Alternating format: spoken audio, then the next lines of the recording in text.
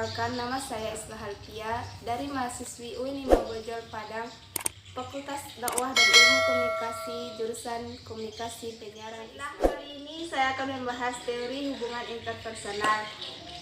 Ada beberapa teori yang menjelaskan mengenai hubungan interpersonal, yaitu 1. Model pertukaran sosial. Model ini memandang hubungan interpersonal sebagai suatu transaksi dagang, yang maksudnya orang berhubungan dengan orang yang lain karena mengharapkan sesuatu untuk memenuhi kebutuhannya. Yang kedua, model peranan. Model peranan menganggap hubungan interpersonal sebagai panggung sandiwara. Ketiga, model interaksional. Model ini memandang hubungan interpersonal sebagai suatu sistem. Setiap sistem memiliki sifat-sifat struktural, integratif, dan medan.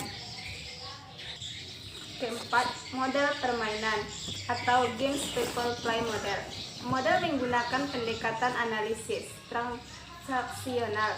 Model ini menerapkan bahwa dalam berhubungan individu-individu terlibat dalam bermacam permainan kepribadian dasar dalam permainan.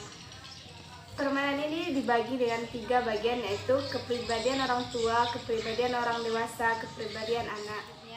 Tahap-tahap untuk menjalin hubungan interpersonal. Adapun tahap-tahap untuk menjalin hubungan interpersonal yaitu 1.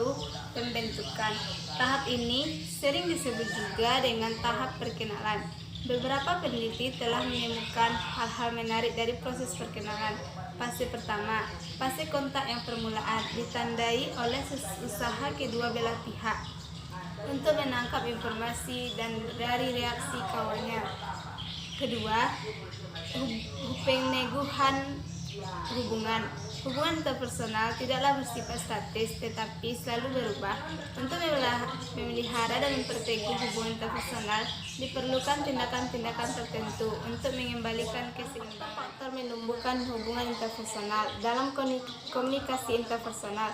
1. Percaya atau trust. Percaya didefinisikan sebagai mengandalkan perilaku orang untuk mencapai tujuan yang dikehendaki, yang pencapaiannya tidak pasti dalam situasi yang penuh risiko.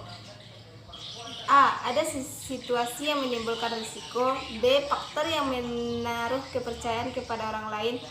C. Orang yang yakin bahwa perilaku orang lain akan berakibat baik baginya.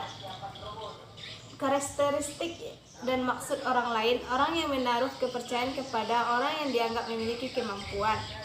Hubungan kekuasaan percayaan apabila orang-orang mempunyai kekuasaan terhadap orang lain. Sifat dan kualitas komunikasi. Bila komunikasi bersifat terbuka, bila maksud dan tujuan sudah jelas, ekspektasi sudah dinyatakan, maka akan tumbuh sikap percaya.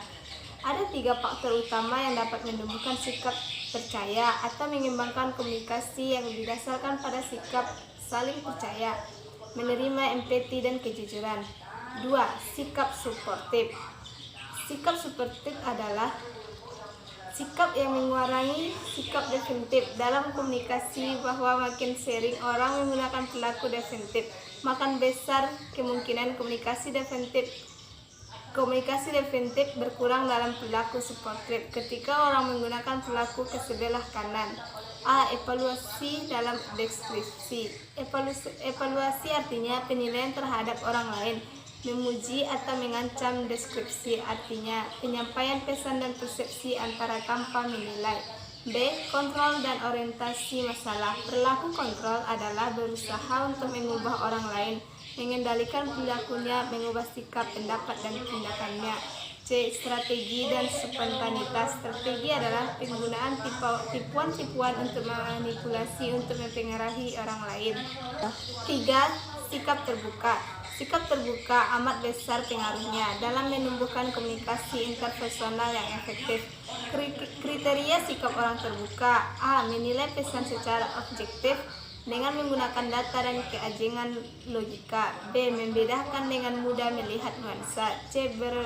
Berorientasi pada isi. D. Mencari informasi dari berbagai sumber. E. Lebih bersifat profesional dan bersedia mengubah kepercayaannya. Demikian materi yang dapat saya sampaikan. Apabila ada kekurangan dan kesalahan dalam penyampaian saya, mohon maaf. Saya akhiri. Assalamualaikum warahmatullahi wabarakatuh.